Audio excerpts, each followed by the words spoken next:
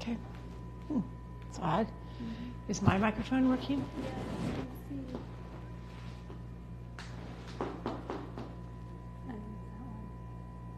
That's me?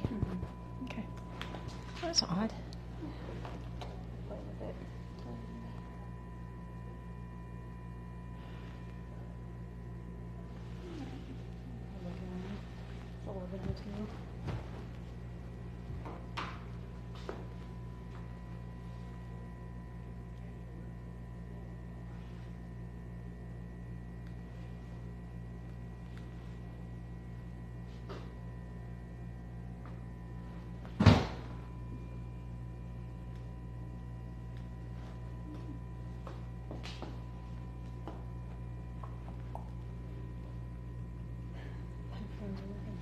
You can hear us talking.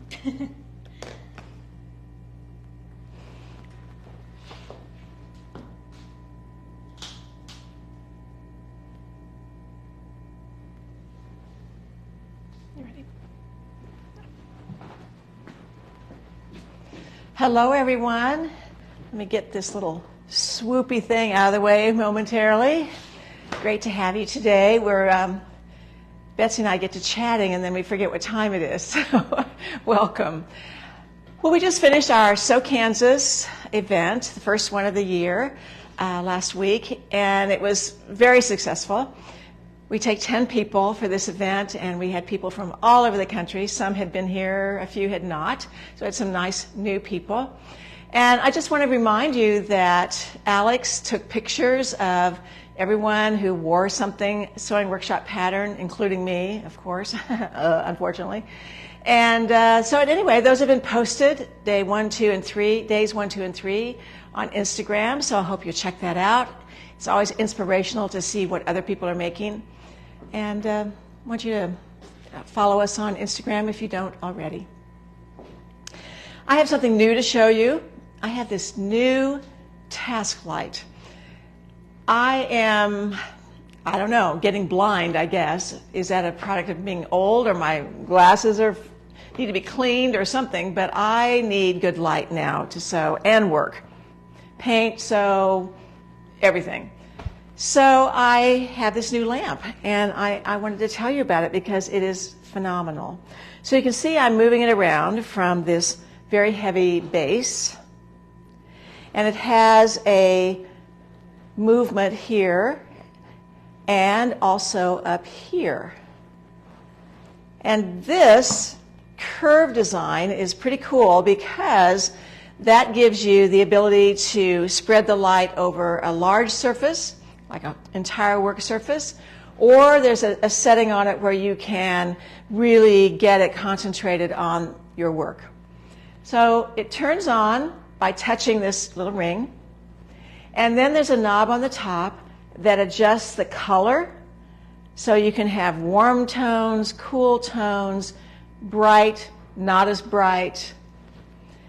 And I've been using it at my desk, but I ordered a second one for my sewing machine at home, which has not come in yet, but I can't wait.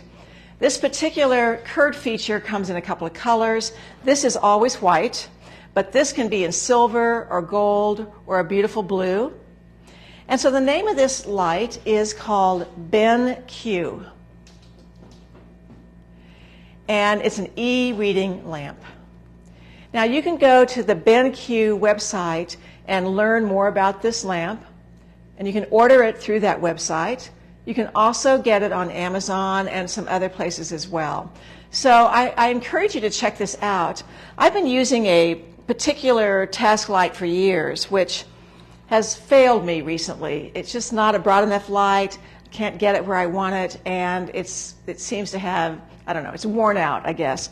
So it was time for a new lamp, and I'm thrilled about this one. One of the things I like about this also is that it comes in 3 configurations, either a base for your desk or work surface, or a clamp so that it can come off the edge and you don't have this in your way, or it can be a floor lamp. There's an attachment for that as well. So I encourage you to check it out. It's my new toy, and I totally love it. See if there's anything else I've missed about this. Cool white, warm white. I think I've talked about it enough, but just know I did go to Amazon and kind of check this out, and they actually have 2 versions. So I think this is the best one because it has the arm that moves in 3 places, and there is one on Amazon that's less expensive that doesn't do that. It's just a one arm with this curve. So I prefer this one because of the flexibility of it. So this is a little more money. It's about $229, which is not, of course, inexpensive, but for what you get, I thought it was a really good price. So check it out, and I'm going to move it to the side. Get it out of my face, I guess, or out of the fabrics or whatever. All right. This month we are featuring the eTee. The eTee is a t-shirt that was actually designed by Kathy Davis a few years ago. I don't know exactly where she came up with the idea. She's not in town right now, so I couldn't ask her. And I just know that it's the shirt that she wore all the time, and so we decided to put it into our line. I think it's our most basic t-shirt, although it has some features to it that I think take it out of just, off the rack t-shirt as well. It does have a nice high neck to it, which I really appreciate. It has this length of sleeve, which is a little bit of a cap sleeve. Of course, I'm going to talk about how you can lengthen that sleeve.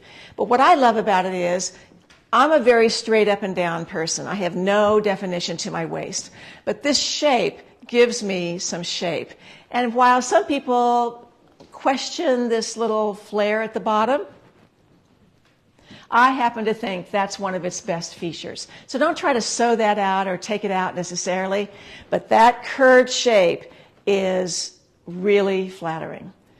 So, of course, what did we do for the So Confident class in May? We took that shape out of it and turned it into a more squared up t-shirt, if you like that better. And rather than this lovely curved hem that's in the regular eTee, we straightened that out. And we lengthened the sleeve, put the same neck binding on it, and then did this separate overlay in the back, added a back yoke, and did a woven fabric across the back. So we have 3 kits available. All of them have this white waffle weave. And this waffle weave is all organic cotton. There's no spandex in it. And so there are some issues about sewing it that are really important for you to know when you're sewing this kind of fabric, and how to control it and keep it from stretching out. And that's one of the biggest values of the video that goes along with the class this month, is the products that you need to use and tools that you need to use to keep this fabric from getting out of control and way too stretched out. Plus sewing a woven to a knit, how to do these narrow hems, how to set in the sleeve. It's a really good video this month. So please join us for the class in May, and or sign up for the whole year of So Confident, and you'll get this as part of it. We still have some kits that have either the green linen, it's a green and white stripe. We have a pink and white stripe kit with the white. And we have a blue and a little bit of a yellow stripe to it. So we have 3 colorways. All right. I want to show you, we've just added recently plus sizes. So the size range is extra small to XXL, and then we have 1X to 5X. We have just combined all the sizes into one product. So when you order the eTee, which is a digital pattern, you're going to get all those sizes, the full range of sizes from extra small to 5X. But if you want us to print it, we do have an option for you to print either the extra small to XXL sizes or the 1X to 5X sizes, so that you don't have lots of paper to deal with. So those are your two options for printing if you want us to print it. If you don't want us to print it, then you can print out whatever size that you want. So digital, pattern, eTee, lots of variations, which I'm going to show you. So the garment looks really good, just as this, I'll call it plain t-shirt for lack of a better word. These are the kinds of t-shirts that you think you need to go buy. You go to Dick's Sporting Goods, you go to Kohl's, you go to Dillard's, you go to Macy's, wherever you go for your clothes. Everybody needs a great white t-shirt, I think. So this happens to be a polyester fabric that has kind of a cable texture to it, and it's a little bit gutsy. This is Erin's, actually, and one of the things that's changed about our sizing is for the first few years of having the eTee, the sizing was numbered. 1, 1.5, 2, 2.5, and so on. But we have changed that now, and this is more consistent now with our other sizing, and it's now literally extra small to all the sizes that I've mentioned. So those numbers are gone. If you have the original eTee, no problem. Those sizes relate to those sizes. So Erin's not here, so I can't tell you exactly what it is, but like a 2 would be a medium or something like that. So don't worry. If you have it, you're fine. We didn't alter the sizing any. In adding the plus sizes, the only thing we did was we just took out a little bit of this neckline, just deepened it a little bit, which you can do on your own. But if you have the new product, you'll have that. I think we did a little bit of shoulder work, minor, all of it very, very minor. We just kind of tweaked the pattern a little bit when we reproduced the plus sizes. I meant to bring that plus size up from the downstairs, and I totally forgot. I was just going to say, and I don't think they can hear me, but we still have the measurement chart that shows what the 1 to 2.5 relates to. So okay. Are you mic'd? No. Okay, so I need to repeat that. We still have the measurement chart on our website that still has the numbering system, so you can go back and check where you are. Is that what you're... Yeah, with the new sizing. With the new sizing. Okay, got it. Okay, so great white t-shirt, but the same t-shirt looks really good in a print. Lots of different prints, big prints, small prints. I have it on in probably the most popular fabric we've ever had in this store.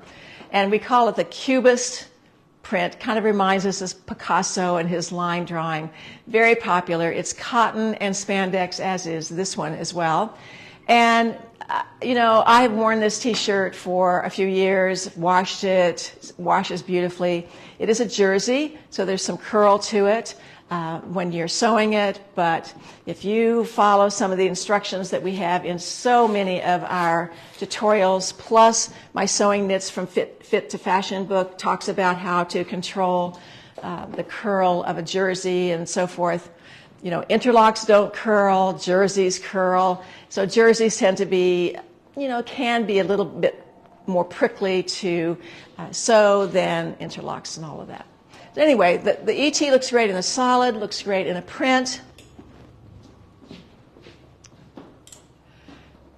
You can also lengthen the sleeve, which I'm going to talk about in a minute. So this is the eTee. Again, you can see the flare to it, and a very long sleeve. I have some that are various lengths, a little bit longer than this, 3/4 length, whatever you need. I actually need a little longer sleeve. This is not the most flattering length on me. Of course, it's going to get hot, and I like that. So long sleeve. And then we also can take that and give it a more funnel neckline. Now, all you have to do this is to take the pattern piece for the neck binding, which is normally about 2 1/4 inches wide, because that's the perfect measurement for a 1/2 inch finished neck binding, and simply make it wider. So you're not having to figure out the ratio, the length, and all of that. Just figure out how tall you want it, and double that figure, add 2 5/8 inch seam allowances, and you have whatever you want, from a small funnel neck to a cowl neck, and so on. Again, a long sleeve. Now, one of the things that I don't think everyone knows is that the Edgewater dress began with the eTee. So it has the same neckline and the same cap sleeve and the same fit through the shoulders and the bust and even into the waist. And then we added the bottom pieces to it, where we extended it to this full length, added a bit of a shaped bottom on the left side in a knit, and then we used a woven for the insertion on the right-hand side. But the whole dress can be knit, partially woven, whatever you want. But just know that if you have or want the Edgewater dress pattern, you have the fit if you've already made the eTee. So you don't have to rethink that. I want to show you some really interesting variations, though, more about embellishment than anything. So this is the eTee in a cotton knit, and this has some surface applications on it. This is some stencil floral patterns that have been cut up. You could take any pattern of fabric that you have, something that's been printed, something that's been stenciled, something that you've drawn with a permanent marker, whatever that might be, and simply cut out some shapes of petals and leaves and buds and whatever, any design that you want. And then you could hand sew them on, or you could machine applique them on. This has been hand sewn with a double strand of a little bit heavier thread. I can't think of the name of the thread offhand. It's like a buttonhole twist weight, so just a heavier thread. But you could use embroidery floss, you could use metallic thread, you could use decorative threads of any kind. So have some fun with taking some additional pieces and appliquing them to the surface of the fabric. So this is cotton knit. Now maybe you have a fabric that you like but not really, but you want to use it. Or maybe you have an old t-shirt that has a hole in it, or you're just tired of it, or the image isn't you anymore, or the colors are wrong. So here is something that had a motif on it that actually was of a guy without a shirt with his sunglasses on, and it was, kind of odd, whatever. So these are additional cotton knit pieces that have been cut into a leaf pattern and then appliqued over the top of it. So you could alter how a fabric looks if there's something about the fabric that you don't like. Or let's say you're buying maybe a panel fabric. You can't quite figure out how to deal with it. So you could alter where you have placed the primary motif in the fabric, or all kinds of ways to deal with that. So that is another way. I'm really fond of this one. This is also a cotton knit, and these are strips of fabric that started out about 3/4 of an inch wide. But when you stretch these narrow pieces, they curl. And so you can sew down the center. I'm going to bring this a little bit closer because I want you to see how this has been ruched just a little bit. So these strips, am I in the range there? All right. So these strips have been sewn down the center, but every once in a while they've been bunched up in 2 or 3 little pleats or folds. And so that is what I'm calling ruching. And this is following the gentle curve of the hem. 6 rows of those, just on the front. It's really a great technique to do hand sewing. You have to like hand sewing, but you could machine sew these as well. Or you could take the same sort of thing and couch over it. So just a simple embellishment along the bottom is all this needs in a great neutral color. Here's another one that has some applique on it. In this case, it's just a couple of floral motifs. But this has been embellished, this neck binding and the bottom of the sleeve and the hem, with a chain stitch, hand embroidered. So there's the chain stitch. So if you like handwork, this is the perfect garment to do some things on because it's not so big that you're not going to finish it in 2 years. You could finish this. So those are some embellished and variations on the eTee. We do have a tutorial called eTee Evolution where we do some additional variations and techniques on that, so check that out as well. So I had a good customer email me last week about lengthening the sleeve. I think it was on the Edgewater Dress, but knowing that that's the eTee, I thought, well, I'm just going to talk about this week because still that is somewhat of a hurdle for people. It's very simple, really, but if you've never done it, then here's what you want to do. So I apologize for my wrinkled paper. I was carrying this around and I spilled my water all over it. So there you go. Didn't have time to redraw it. So the black part is the original sleeve of the eTee. And that sleeve is, let's see what that is.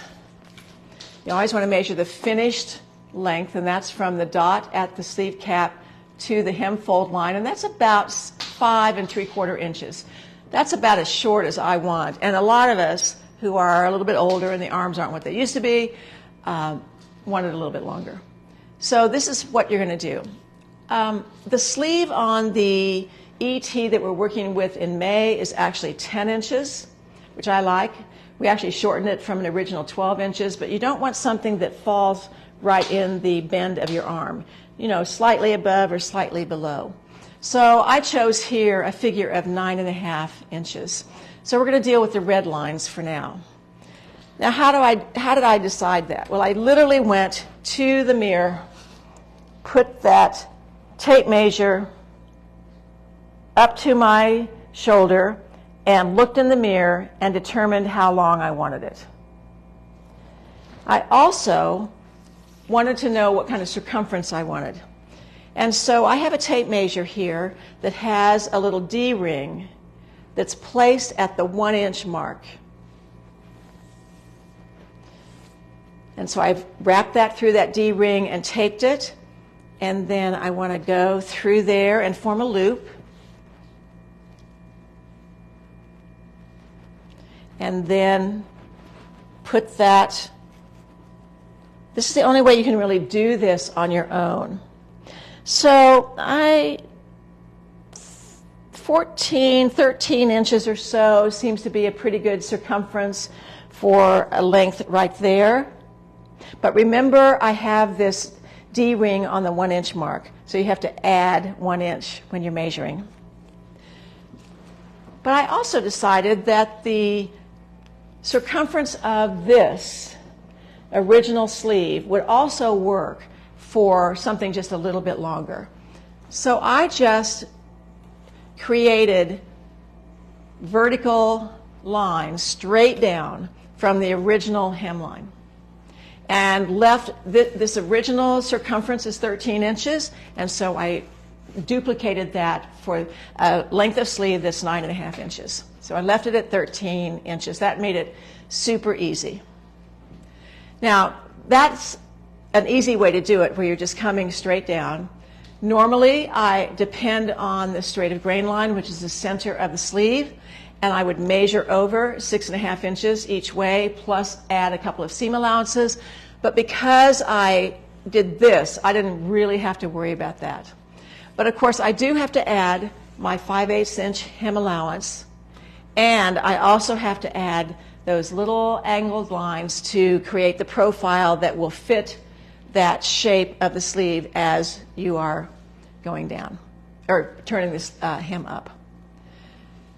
So I'm measuring down 9.5 inches from this top dot to a new line, and that's my length that I've measured with this tape measure.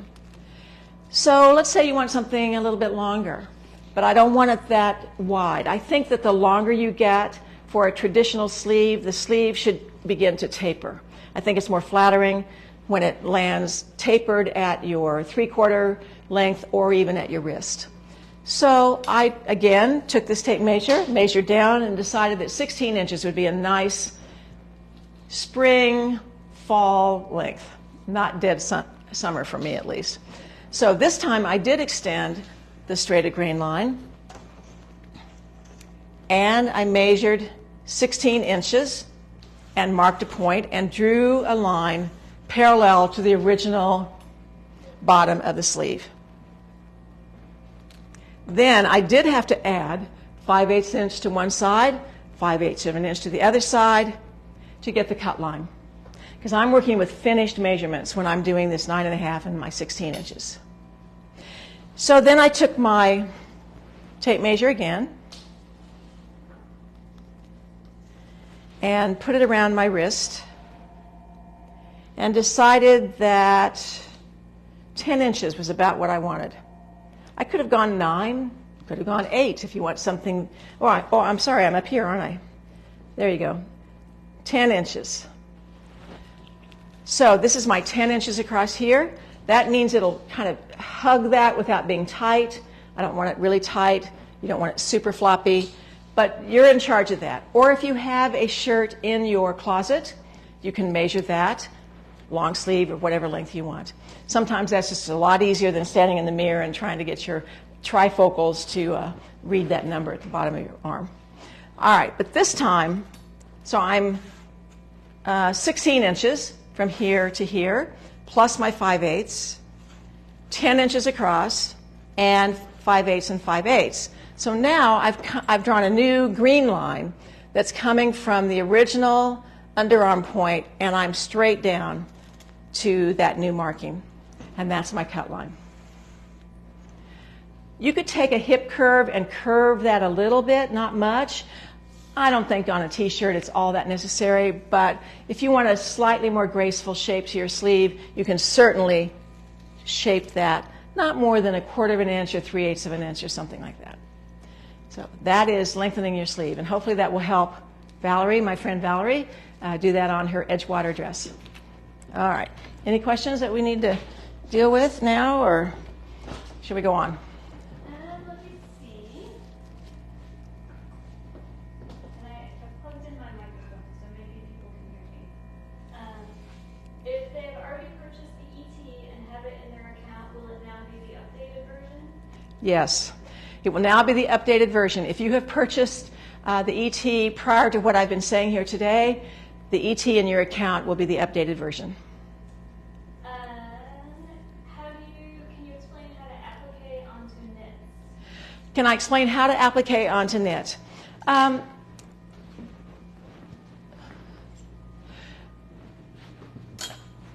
I do it as simple. I think it depends on what you're appliquing, but if there are small motifs such as this, you literally can pin this on, and then this is a little blanket stitch around the edge,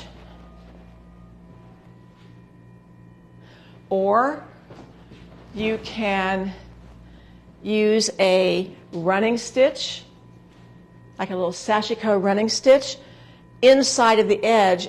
And after you wash this, then these edges, because it's a jersey, will curl and give it some dimension.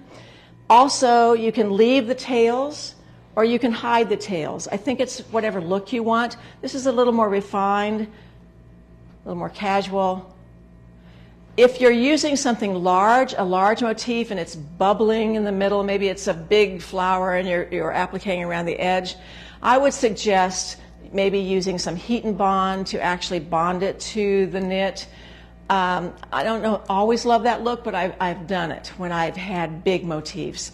But generally, it's just cutting out the shapes and pinning them down and sewing by hand. If you're sewing by machine, I think you're going to want to either use some fusee web around the edges to fuse the pieces in place. That will release over time, but at least it will keep you able to machine stitch along the edge without it moving on you. What's the length of your t-shirt that you have on? My t-shirt? I don't know. This is just the pattern. So, come here, Bessie. You can measure the back length of my t-shirt.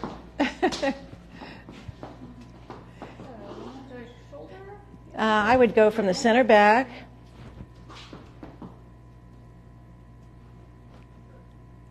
26 inches.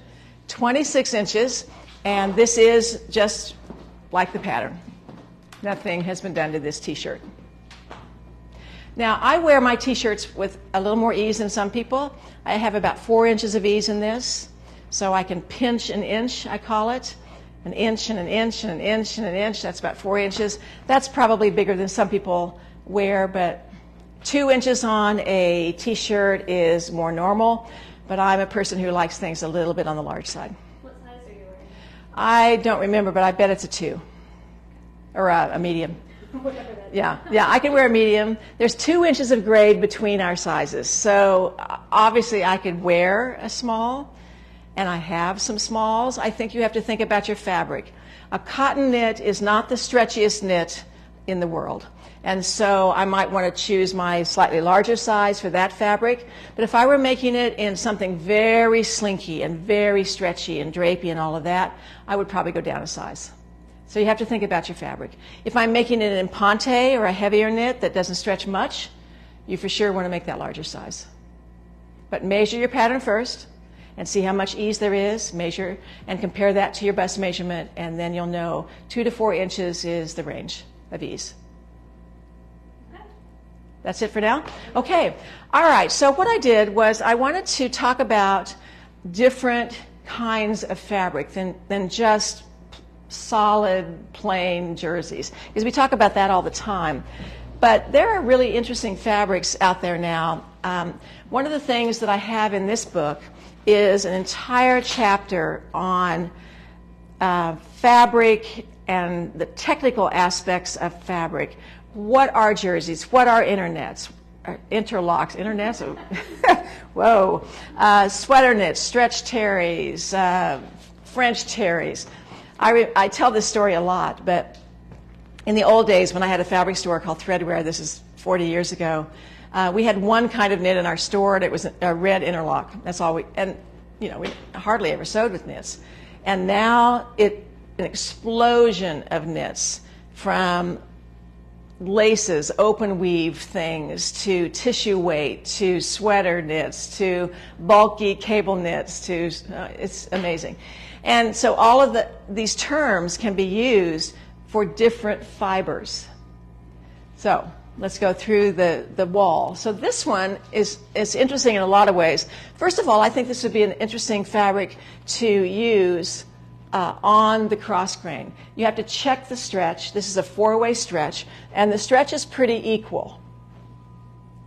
So that means I could use this border in some way horizontally, or I might be able to incorporate it vertically if I thought about it. It's a little harder because of where it is on the edge, but it would be really cool at the bottom of a skirt or the bottom of a t-shirt, or even maybe across the top, who knows. But this is polyester, and even though this has a slight curl, it doesn't really curl in the traditional way when you pull it on the cross grain. And so I think this is an ITY. And whenever you see the word ITY or the letters ITY, that's interlocking twist yarn. So that means the polyester fiber has been twisted in such a way before it's knitted, and it just really doesn't wrinkle. If you're looking for the perfect travel fabric, ITYs can do that. You see ITY knits in sportswear, swimsuits, athletic wear, athleisure wear, that sort of thing. So this is interesting in that regard. I love the pattern. I love the subtle tonal colors of the taupe and the slight gold pattern.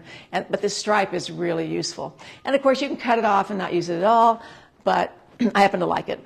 So I've paired it with another jersey that is a viscose jersey. And this is a tiny pinstripe that's in black and then this golden color, kind of this camel saddle color, I'll call it. And this is a jersey. See how when I stretch it, it curls? That's how you know this is a jersey. And that's the type of weave that it is. So we go from polyester to viscose to cotton.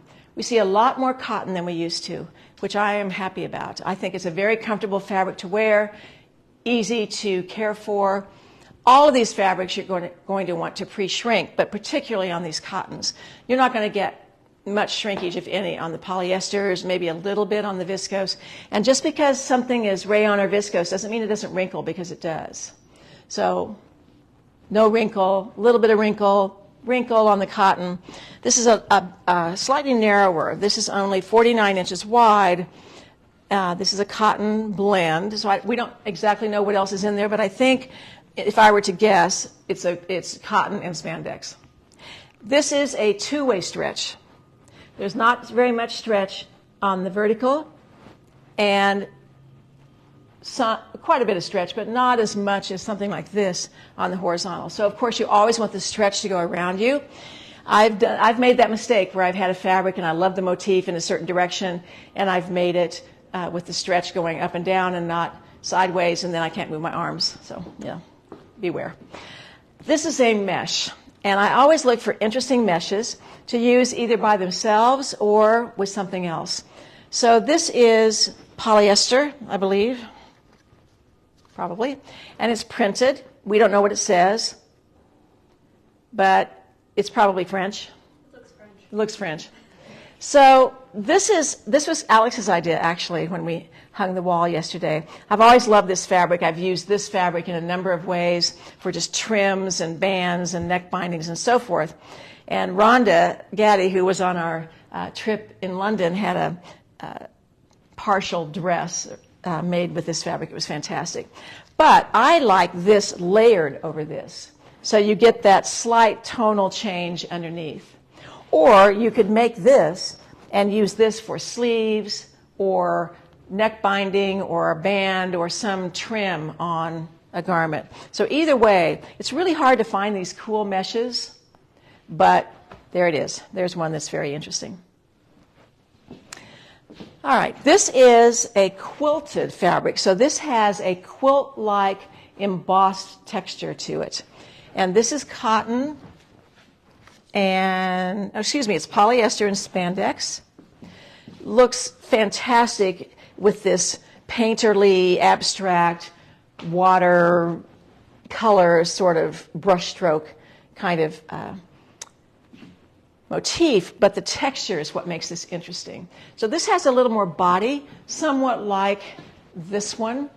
It's going to hold its shape really well instead of collapsing. I just realized I forgot to bring a shirt up to show you a long sleeve shirt that's made in a really tissue weight knit, and tissue weight knits kind of collapse and don't hold their shape, and they kind of stick to you. So I like fabrics like this that hold the shape and don't stick to you. I even pressed that garment that I was going to bring up today. Oh well.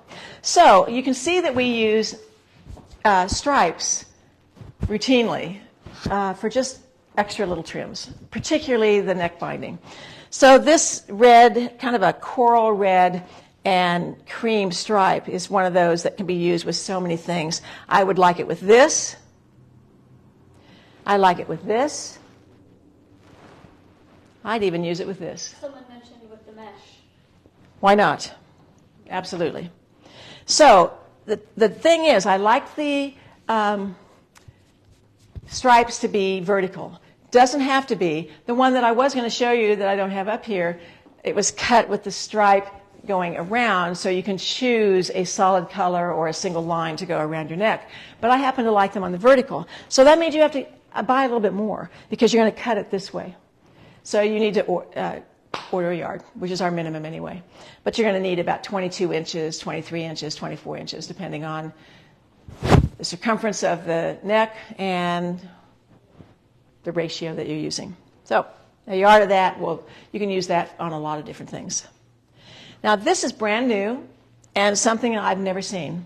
We have it in 3 colors. We have white and lime green and this beautiful blue. This is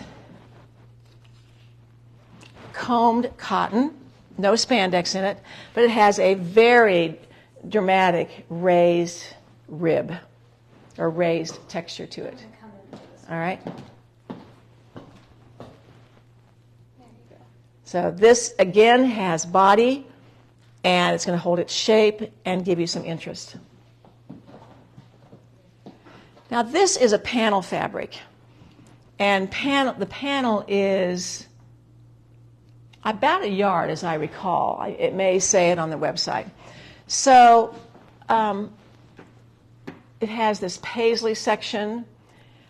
I kind of consider this upside down, to tell you the truth. So you would have a T-shirt maybe with a concentration of this tie-dye look on the top and then a bottom portion in the paisley.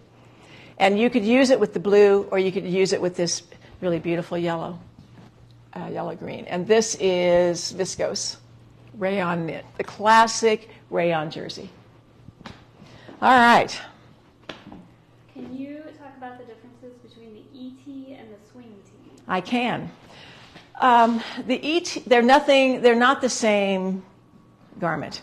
The neckline of the swing tee is more open, larger neckline, but the same technique of applying the neck binding.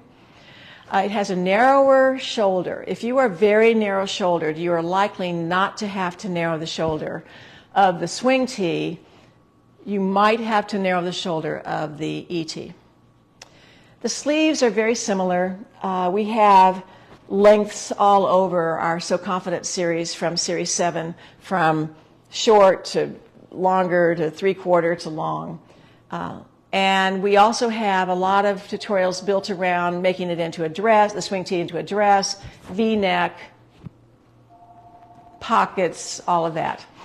But it's really in the body of it where you see it, because while this is shaped and still a semi-fitted T-shirt, the swing tee is quite flowy and quite large and swingy and longer.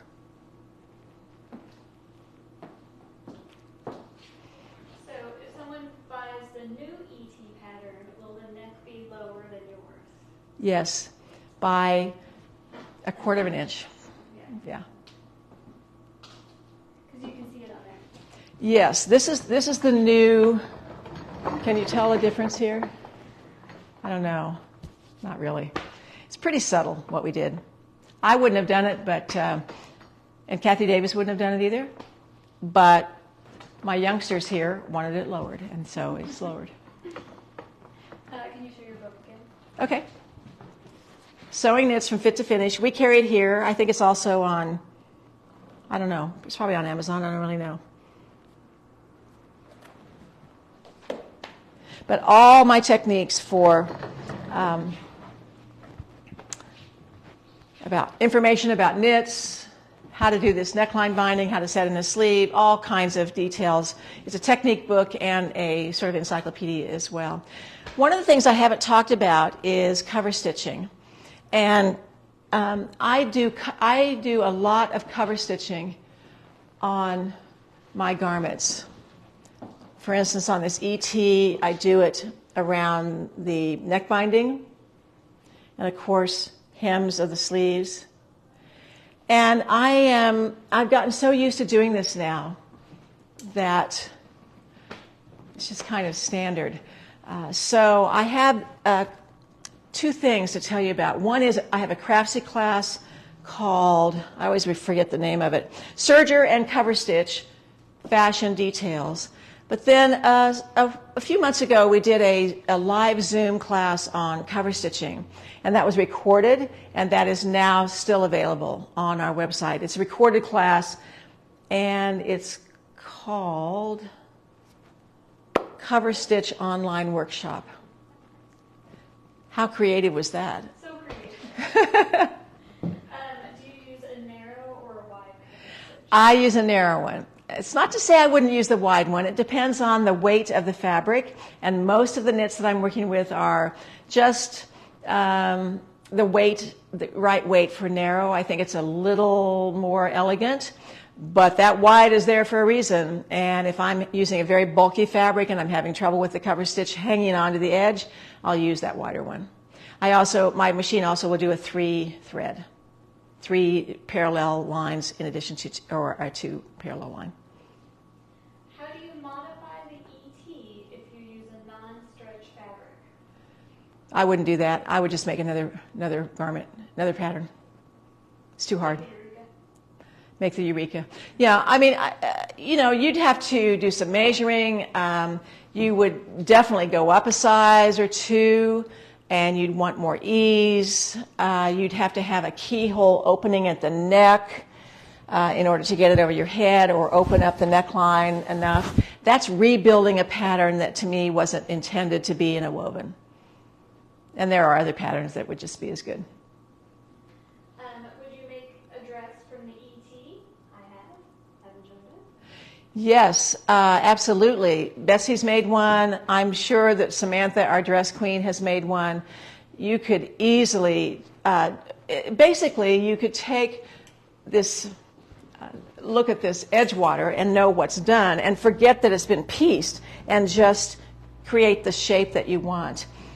You might have a dress in your closet. Maybe it's just a nice A shape. Maybe it's straight up and down, whatever the shape is, but use something maybe that you already have, or superimpose another pattern that you like, the shape of, onto the eTee pattern. But yeah, it'd make a great dress. Would we consider making kits with like quarter-yard pieces of different stripes for trims for necklines? We have done that in the past, and it's not out of the question that we would do it again. We have some stripes, black and white stripes in a couple of widths, and a red and white stripe, and this coral one. I don't know. We've got a few stripes. Yeah, maybe. We don't have that on our plan this week, but it's always a possibility. It's a good idea. That's all I've got. All right. So, on sale this week, all the fabrics that I've mentioned. The eTee pattern, which is digital, and the Edgewater Dress pattern, which is digital. We also have a few Edgewater kits in 2 or 3 color combinations that you should check out. Good price on those. We have our tutorials, the eTee Evolution, which talks about some variations of the eTee plus some techniques. My sewing fashion knits tutorial is sort of the gold standard for us of all that I know about sewing knits, plus this book. And then if you're interested in taking an eTee and making a V-neck, I would suggest that you check out Series 7 of the So Confident series, first quarter. It's relating to the swing tee, but the neckline treatment will work on any t-shirt. So you can just forget that it's a swing tee, or make the swing tee too, but that V-neck will work on the eTee. Okay. All right. Thanks so much. I hope you have a nice weekend, nice little vacation on Monday perhaps, a little picnic, and we'll see you next Tuesday.